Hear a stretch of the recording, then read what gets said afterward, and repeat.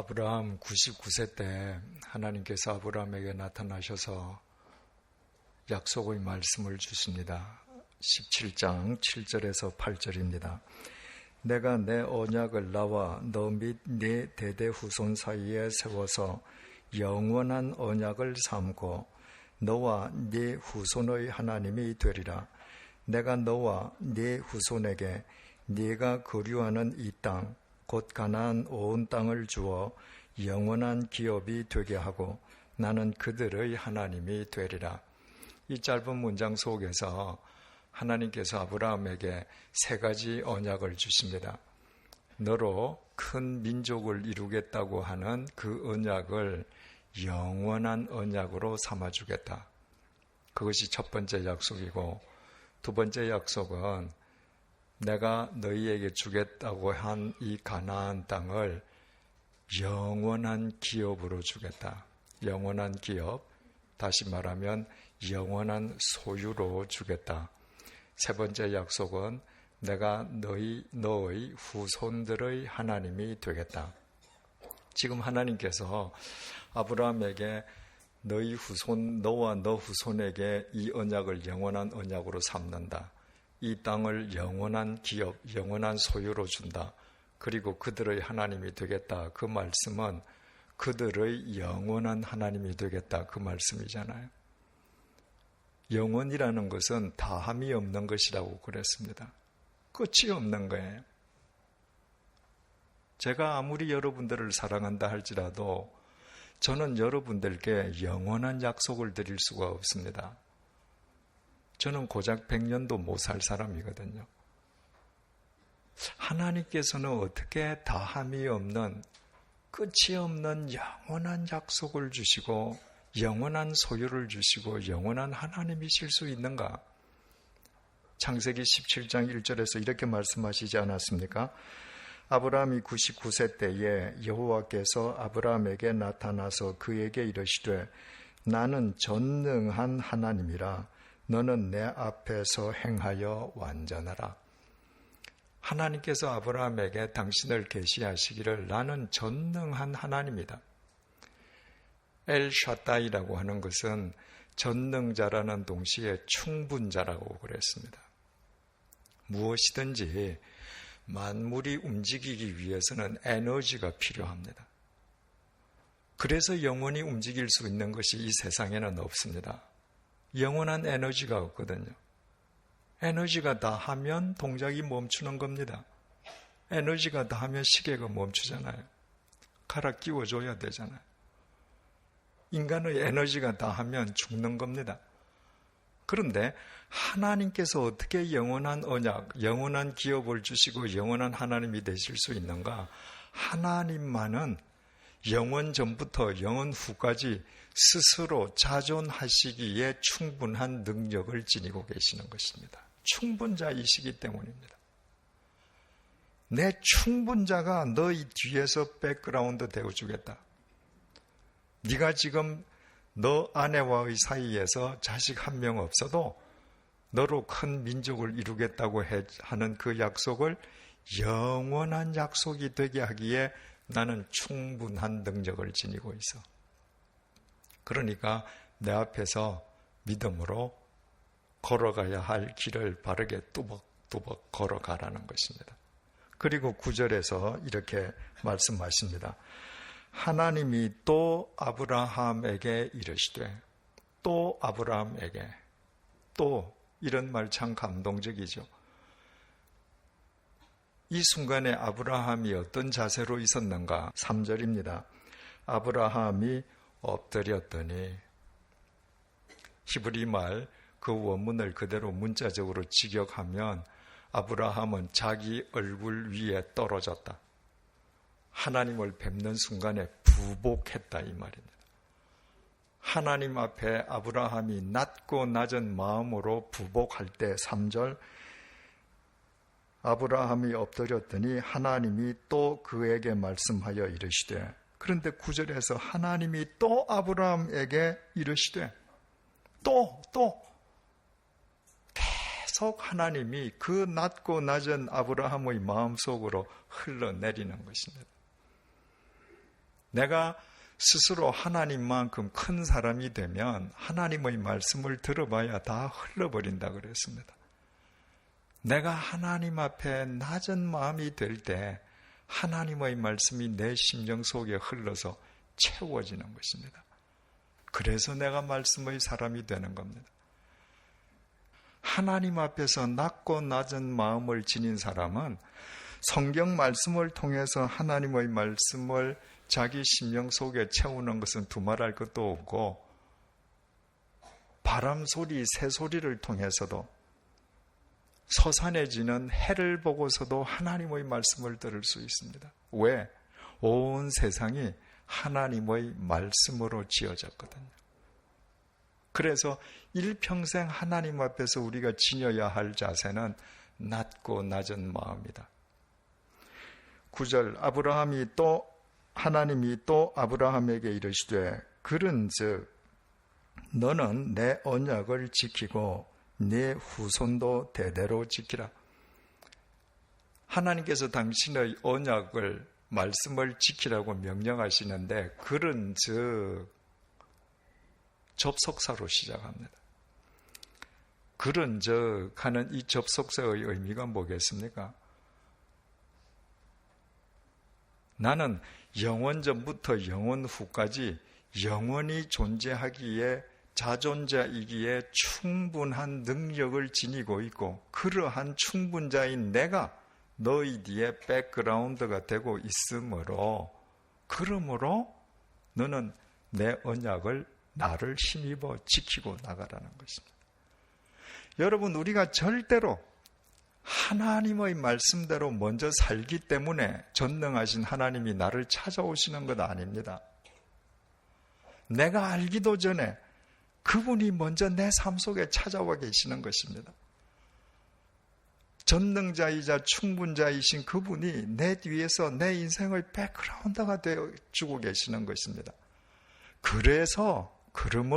그런즉 우리가 그분을 힘입어 하나님의 말씀을 쫓아 나아갈 수 있는 것입니다. 기독교는 결코 자력 종교가 아니라고 했습니다. 나 홀로 도 닦아서 득도하는 것이 아닙니다. 타력 종교입니다. 철저하게. 나는 나 홀로 구원할 능력이 없지만 그분이 나를 먼저 찾아와 주셔서 나를 밀어주시고 끌어주시기에 그분을 힘입어서 하나님의 말씀을 쫓아 나아갈 수 있는 것입니다. 그런즉 너는 내 언약을 지키고 네 후손도 대대로 지키라. 지금 이 순간에 아브라함은 99세지만 아내와의 사이에서 자식이 없지 않습니까? 소자 한 명밖에 없습니다. 그런데 하나님께서 너는 말할 것도 없고 너 후손도 지키라. 너 후손으로 하여금 지키게 하라가 아니라 내 후손도 지키라. 태어나지도 않았는데 무엇을 의미하겠습니까? 네 후손도 너의 삶을 보고 내 언약의 말씀을 쫓아 살아가지 않을 수 없도록 네가 믿음의 조상이 되거라. 그 말씀이시죠. 하나님께서 아브라함을 부르신 이유가 믿음의 조상이 되라는 것 아닙니까? 네가 믿음의 본이 되라는 것입니다. 네가 통로가 되라는 겁니다. 여러분, 우리가 윤리적이어서 도덕적이어서 다른 사람보다 먼저 구원받았습니까? 아니지 않습니까? 그런데 왜 우리를 먼저 찾아와 주셔서 우리를 세워주셨습니까? 99세가 되기까지 당시에 성공의 바로메타고 출세의 기준이 되는 자식 한 명 없던 아브라함처럼 우리는 이 세상에서 보잘것없는 존재임에도 불구하고 당신의 능력으로 우리를 당신의 통로로, 본보기로 세워주시기 위함인 것이죠. 그래서 우리는 우리 주위 사람들에게, 우리 피부지에게 이 세상 속에서 믿음의 조상으로, 믿음의 본으로, 통로로 우리 자신을, 그분을 힘입어 바로 세워가야 되는 것이죠. 그러면 말씀을 지키라, 내 언약을 지키라 명령하시는데 지킨다는 게 뭡니까, 여러분? 내가 무엇을 지킨다, 라고 하는 것은 두말할 필요도 없이 지킬 가치가 있기 때문이죠. 지킬 가치가 없으면 지키지 않습니다. 일단 무엇이든 지킬 가치가 있어서 지킨다라고 생각하기 시작했다면 그것을 지키기 위해서 어떤 대가도 다 치르겠다는 것입니다. 그게 지키는 거예요. 나라를 지킨다는 게 뭐예요? 나라를 지키기 위해서 어떤 대가도 치른다는 것입니다. 그래서 젊은이들이 가서 국방의 의무 다하지 않습니까? 우리나라를 지키는 것은 우리를 위함입니다. 우리나라를 지켜야 우리가 이 땅에서, 우리 후손들이 이 땅에서 편안하게 살 수 있는 겁니다. 왜 하나님 말씀을 지킵니까? 하나님을 위해서? 아니라고 그랬습니다. 나를 위해서 지키는 겁니다. 그 말씀이 영원한 언약입니다. 그 말씀이 영원한 생명입니다. 그 말씀이 영원한 능력입니다. 내가 이 세상에서 어떤 대가를 치러도 내 삶 속에서 그 말씀이 되게끔 말씀으로 말씀을 지키면 그 말씀이 나를 영원히 지키는 것입니다. 요한 사도가 요한 1서 5장 3절을 통해서 이렇게 말했습니다.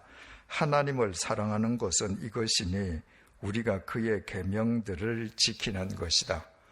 하나님의 계명을 지키지 않고는 하나님을 사랑하는 길이 없다는 것이죠. 그렇지 않겠습니까? 누구든지 저를 사랑한다고 하면서 제 말을 무시하면 그분은 저를 사랑하는 분이 아니죠. 그리고 요한이 말하기를 하나님을 사랑하는 것은 이것이니 우리가 그의 계명들을 지키는 것이라. 그의 계명들은 무거운 것이 아니로다. 우리가 하나님 말씀대로 살아가는 것을 늘 버거워합니다. 무거운 짐으로 생각합니다. 왜? 하나님을 위해서 살아드린다고 자꾸 오해하거든요.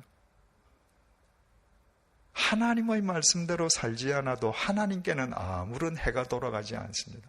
하나님 손해보지 않습니다. 내가 하나님 말씀대로 안 살면 난 망하는 거예요. 내 인생은 물거품처럼 없어지는 겁니다. 하나님을 위해서 살아드린다고 생각하면 말씀이 짐이죠. 이 말씀을 지키는 것이 내 인생을 영원히 지키는 것이라는 것을 깨닫는 순간부터 말씀은 무거운 짐이 아닙니다. 은총이죠. 선물이죠.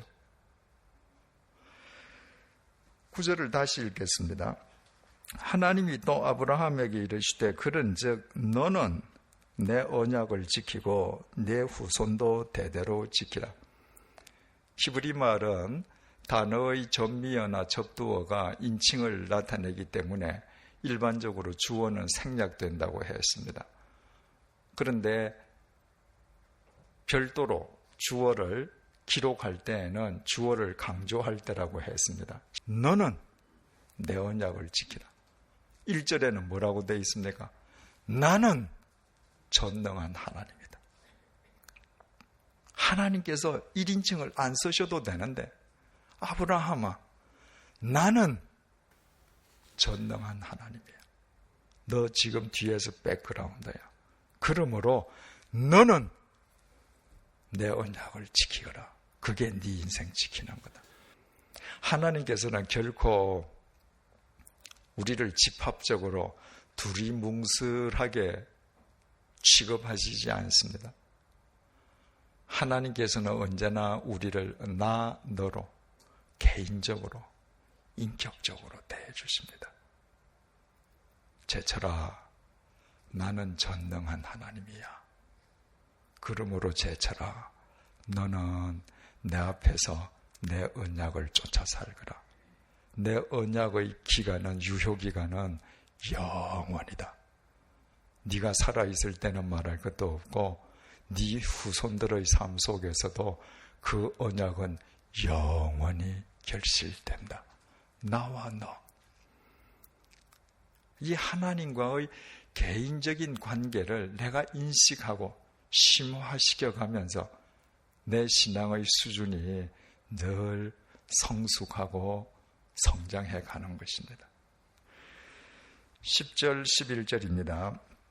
너희 중 남자는 다 할례를 받으라. 이것이 나와 너희와 너희 후손 사이에 지킬 내 언약이니라. 너희는 포피를 베어라. 이것이 나와 너희 사이의 언약의 표징이니라. 나 전능한 하나님이 너에게 영원한 언약을 주었고, 너 아브라함이, 너 이재철이가 그 영원한 언약을 받았다는 그 증표로 표징으로 할례를 행하거라. 지금 하나님께서 10절에서 너희 중 남자는 다 할례를 받으라, 수동태지요. 네가 네 손으로 할례를 해라, 이게 아닙니다. 또 12절 마지막에 보면 8일 만에 할례를 받을 것이라. 13절 너희 집에서 난 자든지 너희 돈으로 산 자든지 할례를 받아야 하리니. 14절 할례를 받지 아니한 남자. 전부 다 할례는 수동태로 받는 것으로 하나님께서 표현하셨습니다. 누구도 내가 할례를 받아야지 자기 생식기 포피를 자기 손으로 잘라낼 수 없습니다. 다른 사람이 해줘야 돼요. 왜 다른 사람의 손에 의해 받아야 되는 할례를 받으라고 하시는가? 이렇게 서로 할례를 행하여 줌으로 우리가 같은 신앙 공동체 안에 속해 있다는 신앙 공동체 일원으로서의 정체성을 서로 확인해 가는 것입니다. 그러면 왜 모든 남자는 할례를 받으라고 그러시면서 그 할례에서 여자는 제외되는가? 창세기 2장 24절에서 하나님께서 남자와 여자를 어떻게 보시는지 우리에게 정확하게 일러주셨죠. 남자가 부모를 떠나 그의 아내와 합하여 둘이 한 몸을 이룰지니라. 하나님께서는 아내와 남편을 두 몸으로 보시지 않고 한 몸으로 보신다고 그랬습니다. 그러니까 하나님께서는 할례 받은 남자와 그 남자와 함께 사는 아내를 같이 한 몸으로 보시는 것이죠. 할례 받은 사람으로 보시는 것이죠. 12절 너희의 대대로 모든 남자는 집에서 난 자나 또는 너희 자손이 아니라 이방 사람에게서 돈으로 산 자를 막론하고 난지 8일 만에 할례를 받을 것이라. 너희 집안에 있는 모든 남자, 유대인뿐만 아니라 이방인, 돈 주고 산 종, 너희 집에 있는 이방인이라도 일단 너희 집에 있는 남자는 다 할례를 받으라. 이방인이라 할지라도 너희 집안에 있다는 것은 너희 신앙 공동체 안에 있는 것이므로 똑같은 신앙 공동체의 일원이다. 그러므로 그 신앙의 표징을 똑같이 가져라, 이 말씀이시죠. 그런데 왜 8일 만에 할례를 받으라고 하셨는가?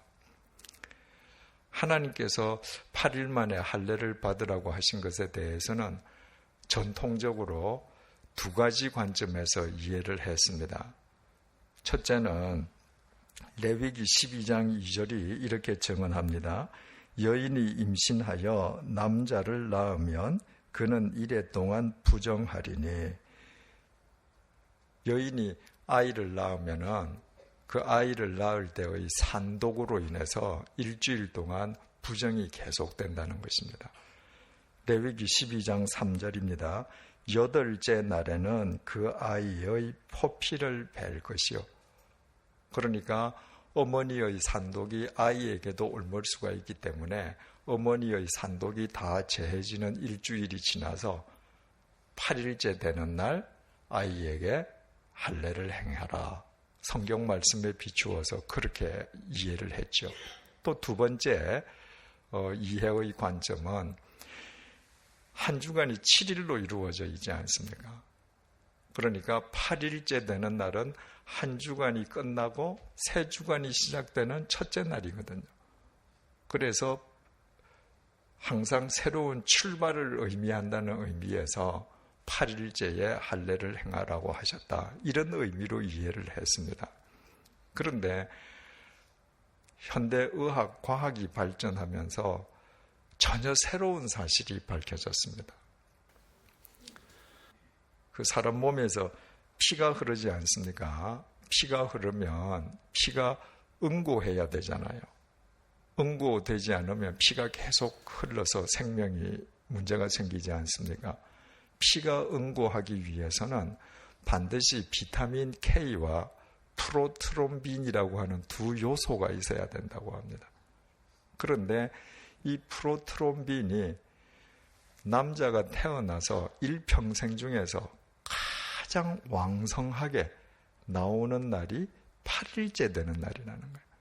바꾸어 말하면 피가 가장 응고되기 쉬운 날이 태어난 지 8일째 되는 날이라는 것입니다. 놀랍죠? 사람들은 이거 모르고 있었습니다. 하나님께서는 인간을 창조하셨습니다. 그렇기 때문에 8일째에 프로트롬빈이 정상 수치 100보다도 더 많이 나오게 하나님께서 만드신 겁니다. 그리고 그걸 아시기 때문에 8일째에 할례를 행하라. 13절 너희 집에서 난 자든지 너희 돈으로 산 자든지 할례를 받아야 하리니 이에 내 언약이 너희 살에 있어 영원한 언약이 되리라. 왜 할례를 행하라고 하시는가? 하나님의 언약의 표징이 우리의 살, 몸에 있게 하기 위함이라는 것입니다. 하나님의 언약의 표징이 이 공간 속에 있는 것이 무지개라고 했습니다.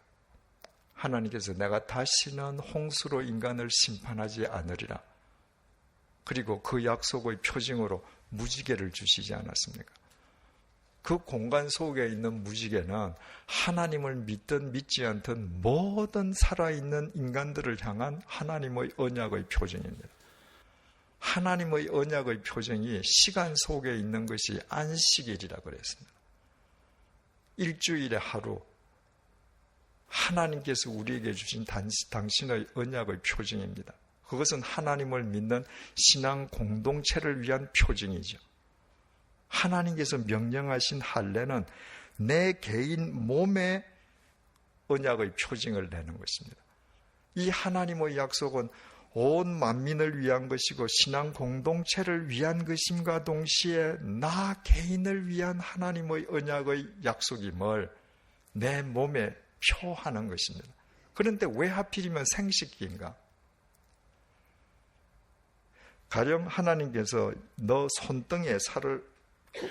손등에 이 껍데기를 벗겨내라. 이 평생 흉터 남겠죠. 남자 생식기는 포피를 잘라내어도 흉터가 생기지 않습니다. 그보다 더 중요한 것은 남자의 생식기는 생명의 표징이잖아요. 그 생명의 상징에 언약의 표징을 새겨 넣는 겁니다. 포피를 벗겨낸다. 이건 뭐죠? 나의 옛사람을 버리는 것입니다. 태어날 때부터 아담으로부터 타고난 그 원죄, 그 죄와의 단절을 뜻합니다. 할례를 행하면 할례를 받지 않은 사람과 외형적으로 구별되죠. 그래서 할례를 받은 사람은 구별된 삶을 삽니다. 어떤 구별된 삶? 영원한 언약, 그 약속의 말씀을 향하는 삶을 살아가는 것입니다. 또 그뿐만 아니라 남자 생식기의 할례는 위생적으로 대단히 정결하게 해줍니다. 그래서 앞으로 내가 하나님과의 관계에서 정결한 삶, 성결한 삶을 살겠습니다. 그 표징으로 하나님께서 남자의 생식기에 언약의 표징을 새기게 하신 것이죠. 14절입니다. 할례를 받지 아니한 남자 곧 그 포피를 베지 아니한 자는 백성 중에서 끊어지리니 그가 내 언약을 배반하였습니다. 여기서 배반하였다. 이 파라르라고 하는 것은 거절했다는 겁니다. 내가 할례를 안 받겠어. 이 말은 하나님의 약속을 나는 개의치 않아. 나 이거 압니다. 그러니까 그런 사람은 내 백성이 될 수 없다. 그 말입니다. 그러니까 하나님께서 왜 할례를 행하라고 하십니까? 전능하신 하나님께서 먼저 우리의 백그라운드가 되어주시고 우리에게 영원한 언약과 영원한 기업을 주셨으므로 그것을 믿는 표징으로 할례를 행하라고 말씀을 하신 것이죠. 절대로 우리가 할례를 행해서 하나님의 은혜가 우리에게 임하는 것이 아닙니다. 그러므로 그 할례야말로 나의 의를 드러내는 나의 교만의 표식이 아니라 하나님의 은혜가 내게 먼저 임했음을 믿는 은혜의 표식이었습니다. 그런데 세월이 지나가면서 유대인들이 어떻게 됩니까? 할례가 자기 의가 되어버렸습니다. 내가 할례를 행했기 때문에 하나님이 내 하나님이 되고 할례를 행했기 때문에 하나님께서 나를 구원해 주신다고 순서가 뒤바뀌어 버린 것입니다. 그래서 하나님께서 이미 구약시대 때부터 신명기 10장 16절을 통해서 이렇게 말씀하십니다. 너희는 마음의 할례를 행하고 다시는 목을 곧게 하지 말라. 이 외적 표징은 내 마음이 하나님에게 향해 있습니다 라는 외적 표징이지 그 자체가 절대적인 조건이 아닌데 이스라엘 백성들은 그것을 혼동함으로 말미암아서 오히려 하나님으로부터 멀어지는 어리석음을 범했던 것이죠. 그렇다면 21세기를 살아가는 우리에게 할례라고 하는 건 도대체 무슨 의미인가? 사도 바울이 골로새서 2장 11절을 통해서 이렇게 증언합니다. 새 번역으로 읽어드리겠습니다. 그분 안에서, 그분은 예수님입니다. 예수 그리스도 안에서 여러분도 손으로 행하지 않은 할례, 손으로 행하는 할례는 생식기의 포피를 잘라내는 할례죠. 손으로 행하지 않은 할례, 곧 육신의 몸을 벗어버리는 그리스도의 할례를 받았습니다. 여기에서 육신의 몸을 벗어버린다는 것은 옛사람을 벗어버린다는 겁니다. 여러분들도 몸에 칼질을 하는 할례가 아니라 옛사람을 벗어버리는 그리스도의 할례를 여러분들 이미 받은 사람입니다. 바울이 이렇게 얘기했습니다. 그게 무슨 말인가? 곧 이어서 골로새서 2장 12절에서 이렇게 말합니다. 여러분은 세례로 그리스도와 함께 묻혔고 또 그분을 죽은 사람들 가운데서 살리신 하나님의 능력을 믿는 믿음으로 그리스도 안에서 그리스도와 함께 살아났습니다. 할례가 바로 세례라는 것입니다. 그래서 이 골로새서를 쓴 바울이 로마서도 쓰지 않았습니까? 로마서 6장에서도 그랬지만 이 골로새서 2장 11절 12절에서도 바울은 세례를 그리스도의 연합으로 설명합니다. 우리의 죄를 사해 주시기 위해서 십자가에 못 박혀서 돌아가신 예수님의 죽음과 연합해서 우리의 옛사람이 죽고 부활하신 예수 그리스도와 연합해서 우리가 새 생명, 새로운 언약의 말씀을 향해 나아가는 사람으로 거듭났다. 이것이 세례다. 할례가 그거라고 그러지 않았습니까? 포피를 베어낼 때 옛사람을 버려내고 구별된 삶, 하나님의 영원한 언약의 삶을 향한다. 바로 그 의미라는 것입니다. 본래 이 세례를 베푼다라고 하는 헬라 말이 밥티조라고 하는 동사인데 이 밥티조라고 하는 것은 물에 푹 잠긴다는 뜻입니다. 옛날에 예수님께서 그 요단강에서 설교하실 때 세례 요한이 세례를 줄 때 요단강에서 소위 말하는 침례, 물에 푹 잠기는 세례를 줬거든요. 물에 내가 잠겨서 머리 끝까지 들어간다면 어떻게 해야 됩니까? 내가 호흡을 끊어야 합니다. 숨을 멈춰야 돼. 내가 물에 푹 잠기는 순간에 나의 옛 사람을 버리는 겁니다. 그리고 물 속에서 다시 나오면 새롭게 숨을 쉽니다. 내가 예수 그리스도 안에서 새로운 생명의 말씀, 언약의 말씀으로 살아가는 새로운 사람으로 거듭나서 나오는 것입니다. 그 세례라는 문자적인 의미도 그렇습니다. 또뿐만 아니라 물로 세례를 주는데 구약 레위기에서 부정한 사람의 부정을 정결하게 하는 예식을 행할 때 다 물로 씻었거든요. 우리는 예수 그리스도의 보혈로 더러운 죄가 눈처럼 깨끗하게 된 사람이에요. 그 정결케 된 그 외적 표징으로 물 세례를 주어서 우리가 정결해졌다는 것을 공포하는 것이죠. 또뿐만 아니라 할례가 하나님의 백성으로 구원받았다는 외적 증표이듯이 세례도 우리가 구원받은 자라는 증표다. 베드로 사도가 베드로전서 3장 20절 하반절을 통해서 이렇게 말했습니다. 방주에서 물로 말미암아 구원을 얻은 자가 몇 명뿐이니 겨우 8명이라. 홍수가 났는데 베드로 사도는 뭐라고 얘기했느냐 하면 그 물로 8명이 구원받았다. 여러분, 홍수로 모든 사람들이 다 죽었지 않습니까? 그런데 노아 8식구는 방주 안에 들어있으니까 비가 오면 올수록 방주는 점점 더 높이 올라갑니다. 물이 있어서 믿지 않는 사람에게는 심판이었지만 물이 있음으로 인해서 노아 식구들에게는 그것이 구원이 되었습니다. 그 물을 가리켜서 베드로 사도가 베드로전서 3장 21절 상반절에서 물은 예수 그리스도께서 부활하심으로 말미암아 이제 너희를 구원하는 표니 곧 세례다. 바로 노아 시대에 그 홍수, 그 물이야말로 구원받은 노아 식구들에게 있어서는 세례의 표징이었다. 여기에는 이미 세례받은 분들도 많이 계시고 여러분이 세례를 받기 때문에 하나님께서 여러분을 구원해 주시는 것이 결코 아닙니다.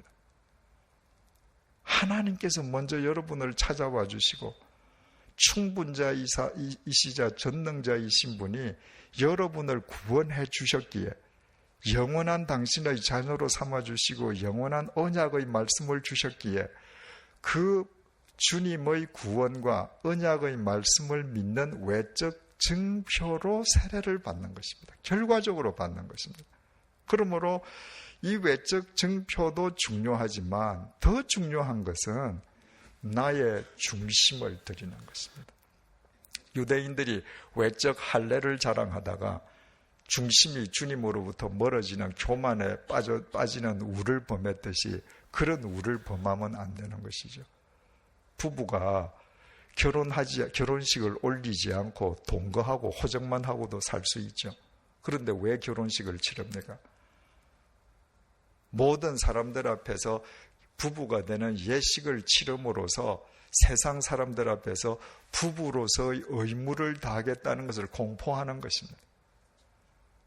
여러분들이 이 외적 세례 의식을 행함으로써 나는 이제 이 세상에서 전능하신 하나님을 나의 백그라운드로 삼고 그 하나님의 언약의 말씀을 내 삶의 표대로 삼겠다고 선포하는 것입니다.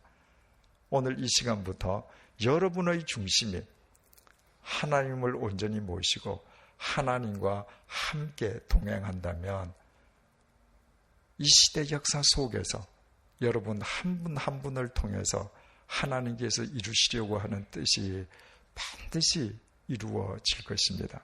왜냐하면 그분은 엘 샤다이 전능자이신 동시에 충분자이시기 때문에